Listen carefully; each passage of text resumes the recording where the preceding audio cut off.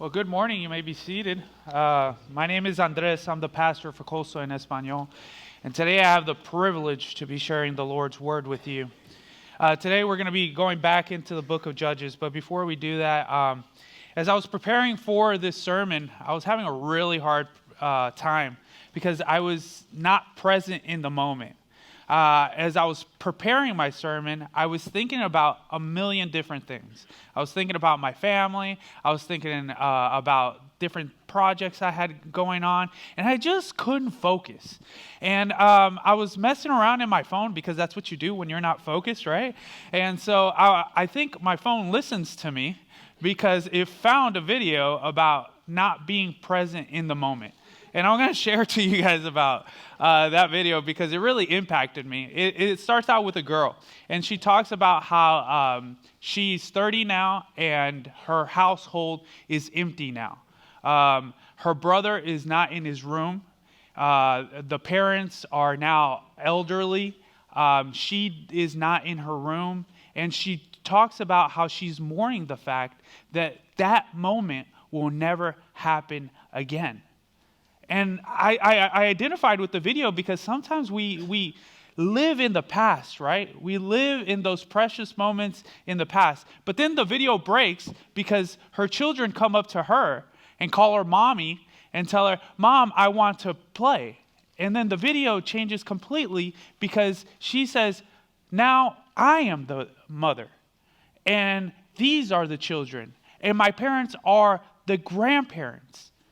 And that's why we have to be present.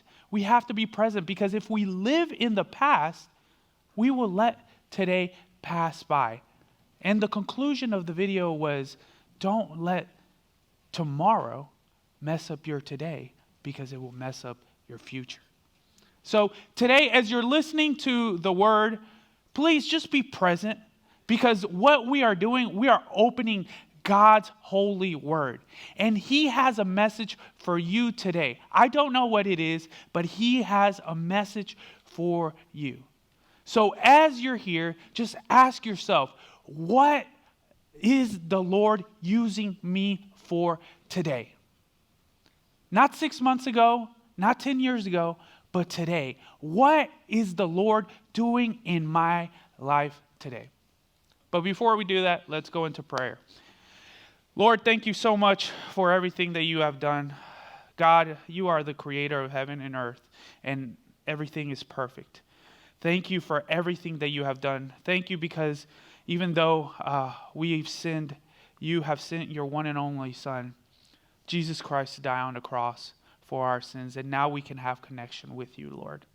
And now we rejoice in the fact that your Holy Spirit is mourning inside of us every single day. Help us. Reveal to us your truths for this morning. It is in your name we pray. Amen. So the book of Judges, we're in chapter 4. And like we've seen over and over and over and over again in the book of Judges, the people of Israel have started doing the things that are evil in the eyes of the Lord. And so the Lord has handed them over to King Jabin of Canaan. And he has put in a commander that is on top of them, Sisera. And Sisera is a cruel ruler. He is harsh with the people of Israel, and he harshly treats them for 20 years. Now, Sisera is also a great military leader. He has 900 iron carriages. And so the people of Israel are suffering day and night.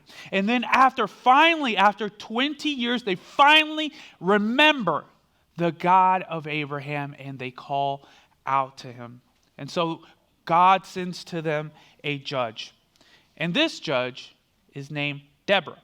She is a prophetess, she is a wife, and she judges the people of Israel. And so what she does is she's basically a judge, like you and I would know. The other judges that we've seen are more military leaders, but she's more of the judge that you and I would think of when we hear the word judge. So she settles different disputes between the Israelites. And as she is judging the people, a vision from the Lord comes to her and reveals a great victory that is going to come over Israel. And that's where we'll go. We'll start in verse 6, and it says, as she summoned Barak, there's different pronunciations to these names. And so she tells him, go deploy the troops on the mount and get your men ready as you go, and you will lure Sisera, the commander of Javelin's army, and his chariots and his infantry, and you will fight against them, and the Lord will hand him over to you. And Barak answers to her, I will go, but if you go with me. If you don't go with me, I will not go. Deborah answers to him, I will gladly go with you, but you will receive no honor on this road that you have taken, because the Lord will hand Sisera to a woman. As we read this, we see the different roles that Deborah and Barak have. Deborah, like I said, is a judge. She's a woman. She is a wife, but she is not a military leader. She is not a leader of men. She is doing what the Lord has called her to do. And Barak is a military leader who does not have the vision of the Lord. So he is there to be used to lead the men. And these two work together to take the vision of the Lord and incorporate it. The Lord has given them victory, but both of them have to work together to realize this vision. Alone, they can't, but together, they can. And when I read this, I think about the Apostle Paul when he talks about the gifts of the Spirit. And he talks about how we all have different gifts. We all have different gifts that work for the common good of the people of the Lord. But that we are all equally important when we are working towards the mission that the Lord has given us. So as you look around today, you see me, I'm preaching, but back there is Lee. I can't do this without Lee. Lee's our sound technician. As you walked in, there was somebody who greeted you. When you walked in, you went to the cafe, there was somebody who gave you a donut. There was somebody who walked in really early in this church and prepared that coffee that you're enjoying at this moment. Not me. They did that because that is their role. And that's how we work as for the common good of the church. But then there's also when you go home. So I have the benefit of being here from the pulpit, and I will speak to you the Lord's word. And I will reach all of you guys with the Lord's word. But eventually, you guys will go home. And when you guys go home, you will be in charge of the circle around you. You will have your children around you who will need leadership, and only you can lead your children. You will go and be around your family, and you will be a disciple of the Lord, teaching the Lord's word to your family. Something I cannot do because I have my own family. I have my own circles. So that's why I always go to this text where it tells us that we are the body of the Lord, and not a single piece or member of the body is more important than the other. Even if you are the head, you need the toe. So I looked at a video talking about the importance of the toe. So I used to play a lot of soccer, and there was this there's this soccer player who was like this great soccer player, but he suffered from diabetes, and they had to cut off his toe. And I was like, okay, well then he'll be back on the fields in 6 months. He was never able to come back. Without the toe, you can't move. If you feel like you're a toe, you're important. Every single part of the body is important. Everybody always says, hey, well, I'm not a preacher. Maybe you're a toe, man. Maybe you're a toe. But the thing is, the toe is very important because the circle, the people around you are very, very important. People always say, hey, pastor, why don't you come around and talk to me, talk to my sister. She's in town, and I need you to spread the gospel to her. And I'm always like, me? That's your role. You are at battle. You are the one who have to spread the gospel. It is our missions as followers of Jesus Christ to spread the gospel. But we must have that in mind every single day as we go out, that we are on mission to share the gospel. This lost and broken world desperately needs this gospel that we have. But we have to know that we are out here fighting this battle that we find ourselves in today. And so as we read on into the story, we see that they finally go together. Deborah and Barak, they go together and they find themselves in front of the army. And Deborah says to Barak, go. This is the day that the Lord has handed Sisera over to you. I really love the Old Testament because it has a bunch of these moments where the Lord tells his people, go, I have given you the victory. I have set you apart. I have made you the light in the darkness. I have made you the salt of the earth.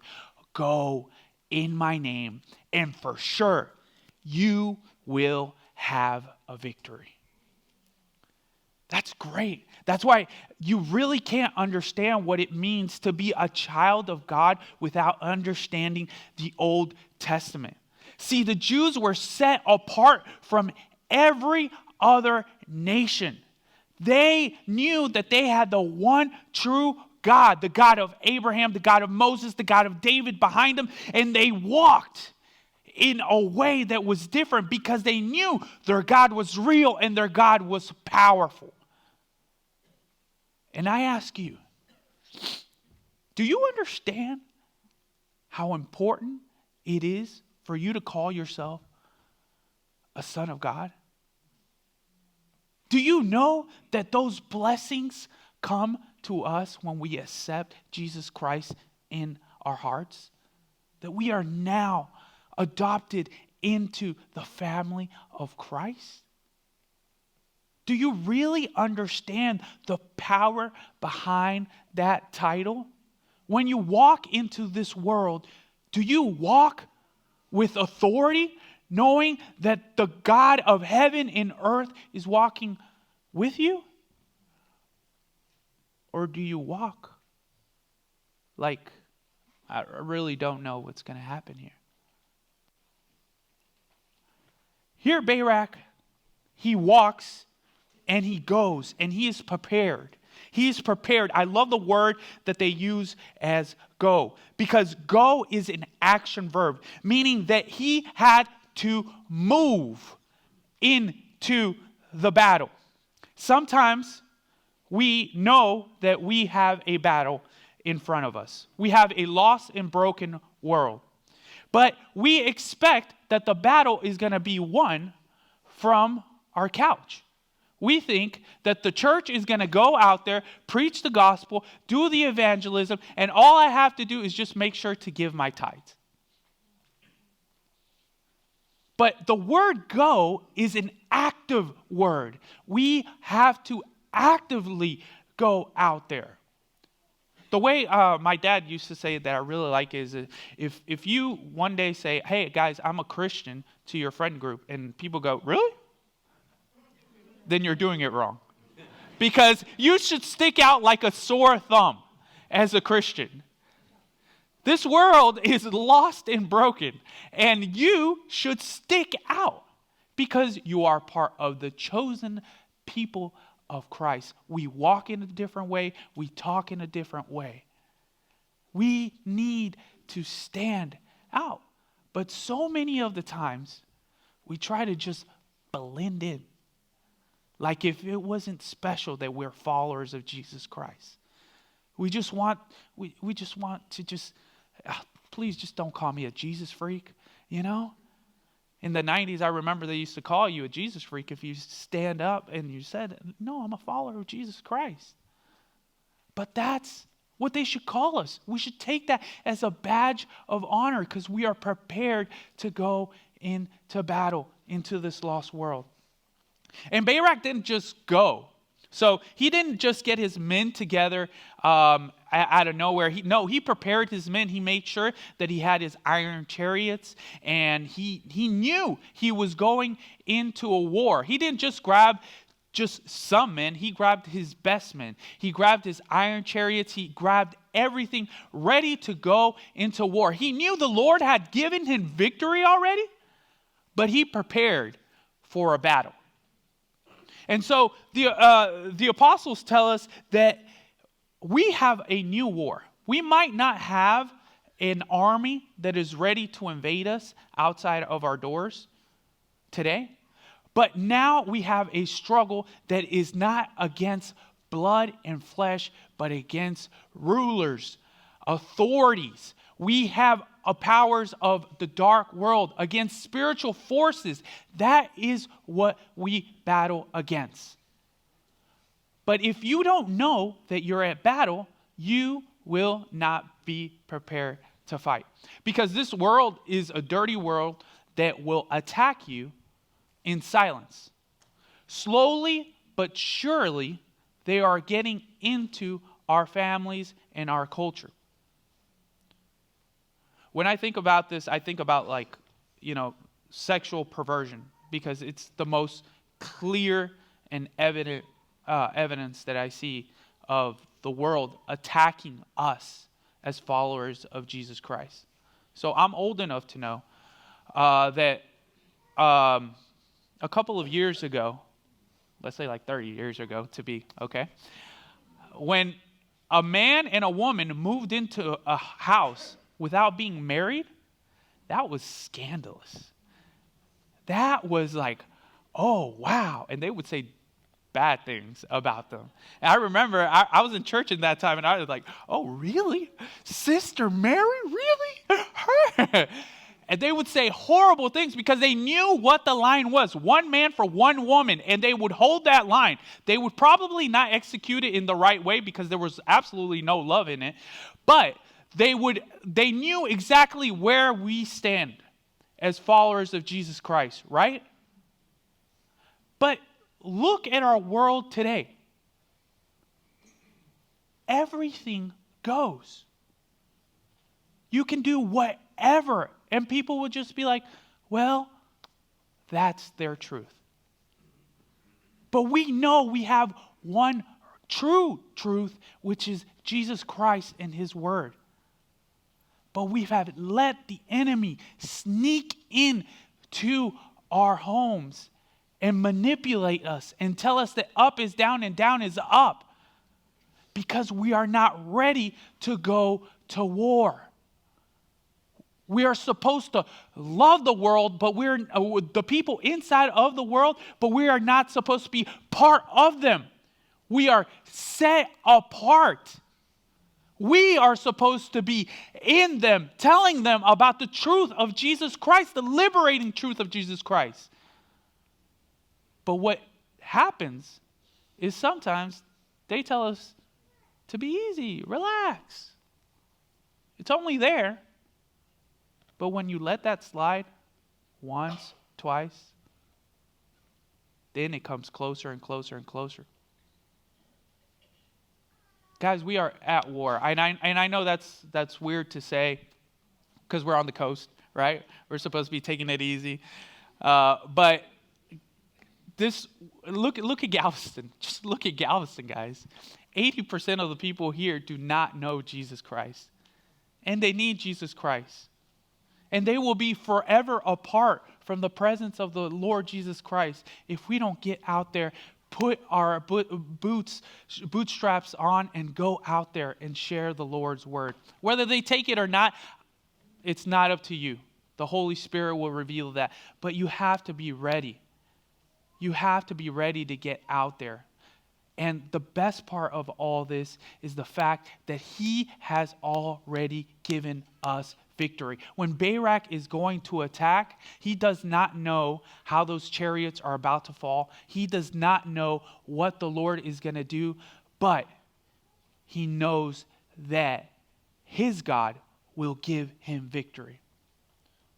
And guys, that's the God that walks with us every single day. When Jesus died on the cross, he gave us his Holy Spirit to be inside of us, to go into this lost and broken world.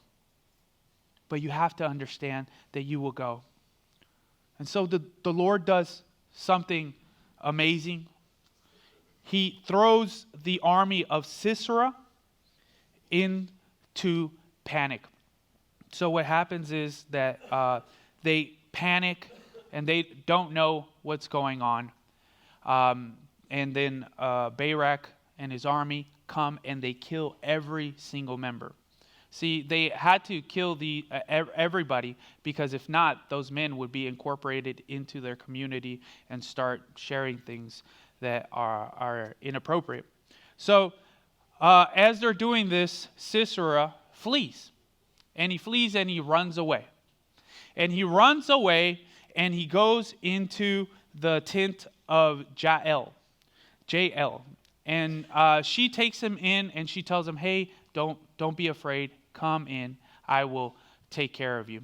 And he's very scared and he tells her, hey, if anybody comes asking for me, make sure you say that I'm not here. And she says, don't worry about it. Throws a blanket over him and then gives him some milk to drink. And he's exhausted because he's just gone to battle and he's done, he's run away, and he goes to sleep. And then the prophecy is fulfilled when she takes a stake and she pegs him to the ground. So if you guys don't remember, at the very beginning, it says that you will have no honor because Sisera will be handed over to a woman. And that's exactly what happens to this evil commander. He is staked to the ground. And this is to show us that God's promises are complete. When God makes a promise, he completes his promise. And his promise to us is that he will give us eternal life. He is a merciful and loving God who will hear your groans if you are apart from him. In the book of Judges, you will see over and over again. This week I told you that the Israelites turned away. Next week you'll hear that the Israelites turn away. And the week after that, and the week after that, until we finish this series. They always turn away. Because it's what we do. We forget our identity. We forget that we were created to glorify the Lord. And he is a merciful God. And if you're sitting here and you're telling me, I hear you, I hear about this God, but I don't think I can go back to him, I tell you those are lies. Because your God, my God, is a merciful God who is willing to take you back because he loves you. He does everything possible to draw you closer to him. If you just would bow your head and go to him. But I also come to you with a warning. Because Israel knew exactly who God was. But they turned away from him over and over and over. And I will tell you that God is an angry and jealous God as well. See, when you read the book of Judges, you have to understand that the reason why God lets the Israelites be handed over to these kings that oppress them is to draw them closer to him. Let me repeat that. The reason why God hands them over to rulers is to bring them closer to him. Have you ever seen people when they struggle through different things? They become the best Christians in the world. They show up to church every single day. They pray. They're always at the Bible studies. They're ready to go because they are in desperate need of God.